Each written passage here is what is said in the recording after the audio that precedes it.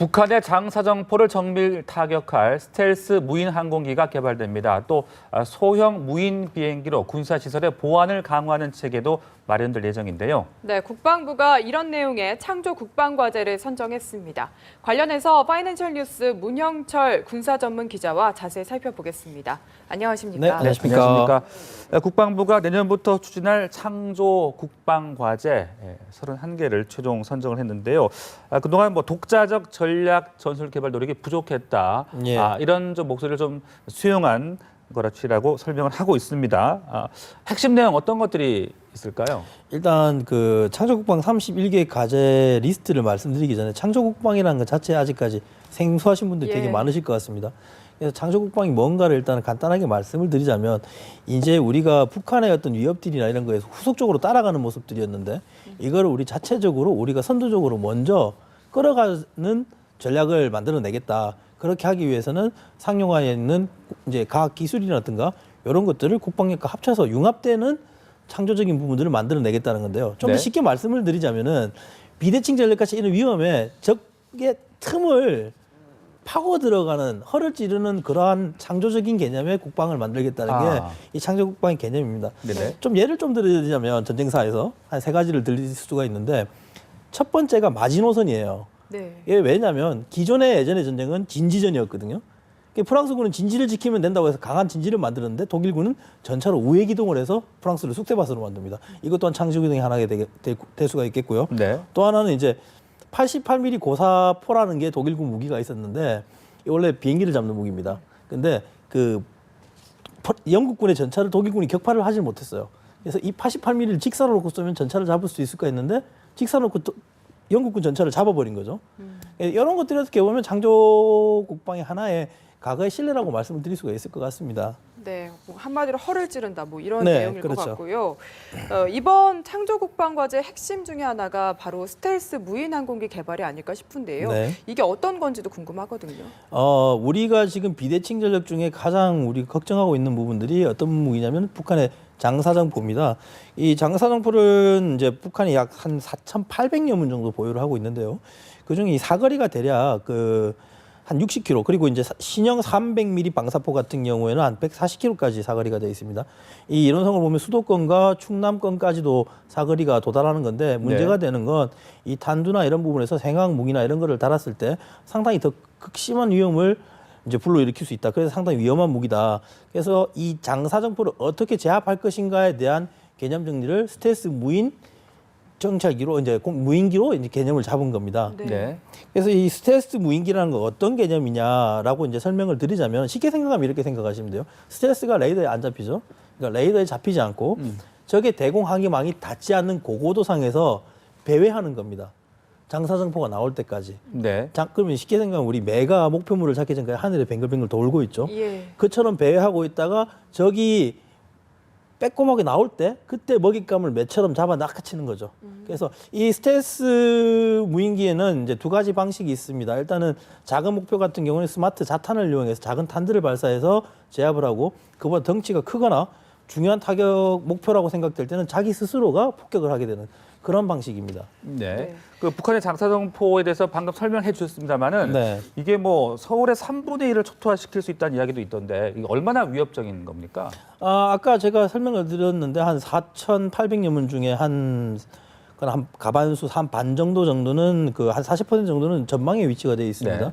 그래서 아까 말씀드린 게 사거리에서 거리는 일단 제가 말씀을 드렸고 네네.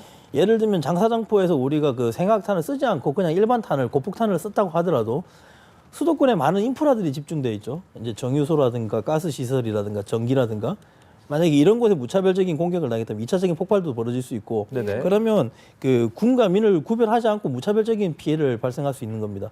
그래서 이제 네. 장사정포가 무서운 무기가 되는 거죠. 그렇군요. 네, 네. 스텔스 항공기의 공격법에 대해서도 언급이 조금 됐지만 조금 더 자세히 듣고 싶은데요. 네. 아까 이렇게 소형 자탄이라고 얘기를 해주셨거든요. 이게 지능 자탄을 말씀하신 거죠? 예, 지능적인 이제 목표를 구분할 수 있는 지능 자탄이고요. 일단 기본적으로는 스텔스, 그러니까 레이더에 회피될 수 있는 기능들이 들어가 있습니다. 이 무인기 자체가요. 또 하나는 이제 이 무인기는 이미 우리도 그 도입을 한 게 있습니다. 이제 이스라엘제 하피라고 해서 한 120여 대가 들어와 있는데 이거 같은 경우 이제 보통 한 그 하피 같은 경우에도 보면 목표를 레이더 전파라든가 이런 걸 찾아서 주요 시설들을 식별해냅니다.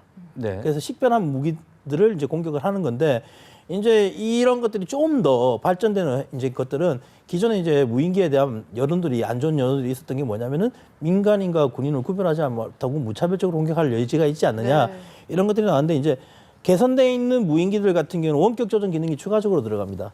그래서 광학 센서라든가 이런 것들로 해서 목표물을 그 송수신할 수 있고 그러면 사람이 그걸 판단하고 더 정밀적으로 타격할 수 있는 그런 기능들이 더 추가될 수 있는 건데 아무래도 우리가 지금 추진하는 무인기도 아마 이러한 방향성으로 가고 있지 않나 생각이 듭니다. 네. 네. 그 이동식 발사대를 또 타격하는 그런 임무도 맡게 되는 거죠? 예, 그렇습니다. 네. 그 부분의 설명을 좀 해주시죠. 이동식 발사대나 이런 것들은 기본적으로 북한의 장사정포 같은 경우에는 갱도화 진지로 되어 있습니다. 그래서 굴 속에 들어가 있는 거죠, 지하 속에. 네. 이런 것들이 상시에는 보통 때는 이제 제공권이나 이런 것들이 북한이 우리보다 약하니까 은폐돼 있다가 공격을 할 때만 제대로 그 갱도 밖으로 나옵니다.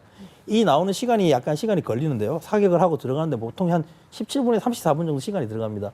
그러니까 만약에 나왔다 그러면 네. 이 나오는 시간을 위에서 노리고 있는 거죠. 매처럼. 아까 제가 말씀을 드렸지만 이미 정찰하고 감지하고 포착된 상태 노리고 있다가 그 순간을 노려서 순간 제압하는 게 되겠습니다. 네. 그러니까 직접 충돌해서 타격한 자폭 방식이 되는 겁니까? 예, 이제 목표 타격물이 중요한 물체고 이제 네. 비교적 큰 목표라면은 이제 자기 스스로가 날아가서 몸체 공격을 하는 거고 아, 예. 그렇지 않고 작은 장갑 차량이 뭐 차량이라든가 이런 것들이라면 이제 자탄을 날려서 그러니까 목표의 전술적 가치에 따라서 움직이게 되는 게 되겠습니다. 그렇군요. 네. 자, 그렇다면 이 스텔스 무인 항공기 기술이 뭐 연구 기간도 거쳐야 될 거고요. 뭐 네. 시점 배치가 글쎄 어느 정도 기간이 지나면 가능할까요? 일단 응용 연구가 2019년까지 응용 연구가 일단 진행된다고 밝혀졌는데 네네. 이제 문제가 되는 거는 이제 시험 평가라든가 이런 것들 그리고 이제 체계 종합 과정도 물론 거쳐야 되겠죠. 이런 것들이 종합적으로 벌어져야 되는데 아마 이런 기간은 아직까지 명확하게 국방부에서 이야기한 건 없습니다. 그리고 이제 좀 우려가 되는 부분들은 지금 우리 군이 전혀 뭐 우리 국방 기술이 전혀 이런 걸 만들 수 없는 기술은 아니고 네. 이제 중소형 무인기는 이미 만들고 있고요. 어느 정도 RCS라고 해서 스텔스에 걸리지 않는 레이더 반사율을 낮추는 기술도 어느 정도 보유를 하고 있습니다만 문제가 되는 건 이 과정에서 군이 요구도라든가 이런 것들이 갑자기 바뀐다든가 좀 더 많은 그 기술 요구를 만약에 하게 된다 그러면 업체들이 이제 따라가는 그런 문제들. 예를 들면 업체들도 기본적으로 연구 생산하는 기관들이고 일단 기본적으로 이 기술 개발은 ADD가 하고 있습니다만 네. 생산은 결국 방산업체들의 몫이거든요. 네. 그런 부분에서 이제 방산업체들이 부담이 될 수 있는 요소들도 적잖아 있기 때문에 추진을 할 때 이런 부분은 좀 명확하게 변하지 않게끔 확고하게 목표를 정해놓고 움직여야 되지 않겠나 그런 생각이 듭니다. 네. 네. 네, 그리고 31개의 창조 국방 과제 중에 또 하나 지금 주목을 받고 있는 게 드론을 이용한 군사시설 감시 시스템입니다. 이건 어떻게 운용이 되는 걸까요? 예, 이제 고성능 영상 카메라가 장착이 돼 있어서 이제 DMZ 내에 허가되지 않은 이런 병력이 들어왔다. 이제 그러면 이제 우리 적군으로 보통 간주하게 되겠죠. 이제 이런 이 침입에 대한 이런 것들을 영상 감시를 하고 이걸 제압하는 그런 기술이 되겠고요. 이제 추가적으로 이 기본적으로 창조 국방에서 우리가 가장 중요시하는 기술이 이제 정보통신 기술과 네. 사물 인터넷입니다.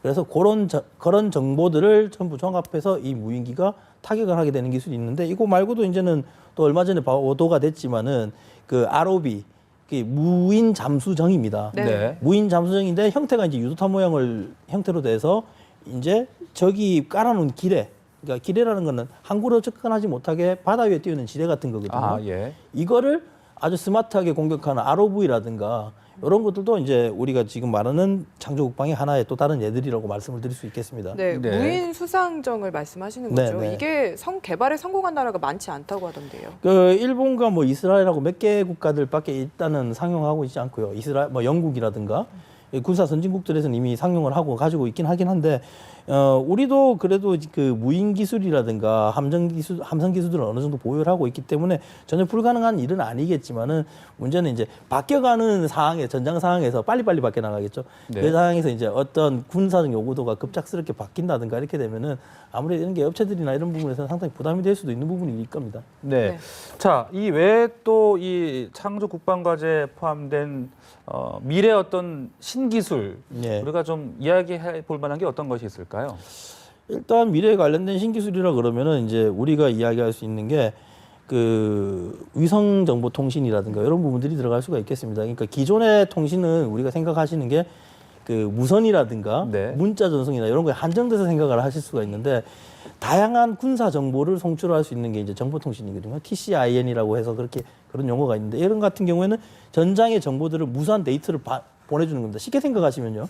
그 스마트폰에서 다양하게 앱처럼 활용하게 가능한 게 이제 군사적으로 활용할 수 있는 부분이 이 신형 이제 정보통신이고요. 이런 거하고 연동될 수 있는 게 결국은 인공위성들, 정찰위성들 이런 기술들이 창조국방의 또 다른 핵심 요소들이긴 한데 이제 문제가 되는 건 이제 우리가 그 인공위성 기술이나 이런 부분들, GPS라든가 항법 기술들 이런 부분에서 미국하고 어떤 걸려져 있는 제약들이 좀 있습니다. 그래서 자주국방, 자주적인 어떤 창조국방을 이루기 위해서는 이러한 부분에 대해서도 아마 정부가 면밀하게 미국과의 꾸준한 협상이 필요하지 않나 그런 생각이 듭니다. 네, 스마트라는 단어가 상당히 많이 들어가더라고요. 예. 그 스마트 훈련병 관리 체계도 있고요. 그 예. 스마트한 내용들 어떤 게 또 있을까요? 예를 들면 그 병사들이 착용하고 있는 웨어러블 기기처럼 네. 뭐 인식표라든가 그런 것들에 이제 병사들이 어떤 주기라든가 여러 가지 그 정보들을 집어넣는 거죠. 그래서 네. 이제 병사가 예를 들면 뭐 어디를 이동했다. 그러면 예전에는 뭐 지휘관이 얘들 어디 갔냐 이렇게 일일이 찾던 것들을 하나의 단말기를 통해서 병력들이 어디를 가 있으면 어떤 작업을 지금 진행하고 있는지 이런 것들을 적용해서 이제 병영 생활에서의 어떤 문제라든가 사고 네. 예방을 적용할 수 있는 부분까지 좀 더 넓게 보실 수가 있겠습니다. 네, 지금 생각하면 좀 실현되기 어려워 보이는 것들인데 가능할지 궁금하고요. 이미 상용화되어 있는 기술들을 응용하는 부분이고 이런 예. 기술들을 이제 최소한 저비용으로 해서 고효율을 내기 위해서 하는 그 것들이 이제 창조국방입니다. 그래서 아주 꿈에 머물러 있는 기술들은 아니고 어느 정도 네. 현실은 가능하지만은 이걸 하기 위해서는 명확하게 좀 더 꼼꼼하게 획득 관련된 전문 요소의 인력들이 이런 부분들을 면밀히 검토를 좀 더 강하게 해야 되지 않겠나 그런 생각이 듭니다. 네, 그럼 마지막으로 이렇게 국방 과제들이 잘 실현되기 위해서 특히 어떤 점들을 신경 써야 한다고 보시는지 듣고 싶네요. 일단 우리가 이게 지금 보면 언론들이 이야기하거나 보통 우리가 생각할 때 몇 년 단계다라고 이야기를 하는데 물론 단계는 상당히 중요하지만 문제가 되는 건 상당히 전장 정보라든가 이런 것들은 상당히 유연하게 바뀝니다. 그리고 또 하나는 이런 유연한 바뀜에 따라서 그 정책적으로 획득을 할 수 있는 전문 인력들이 좀 많아야 되는데 그런 획득 인력들이 좀 부족하게 되면 우리는 보통 획득이라고 생각하면 이 무기체계는 어떤 전력 지원 물자를 사는 거에만 한정돼서 생각을 하는데요. 네. 그게 아니라 이 운영을 어떻게 운영을 할 거며 이 운영을 한 걸 기존에 갖고 있는 걸 조금씩 어떻게 업그레이드를 해 나가면서 폐기 또는 불화까지 나갈 수 있는지까지를 종합적으로 볼 수 있는 인력들이 필요한데 현재 한국은 좀 그런 인력들이 좀 부족한 상황입니다. 그래서 그런 인력들, 전문 인력들을 확보하는 게 가장 중요하지 않겠나 생각이 듭니다. 네, 알겠습니다. 지금까지 문영철 군사 전문 기자와 함께 이야기 나눠봤습니다. 오늘 말씀 고맙습니다. 네, 감사합니다. 감사합니다.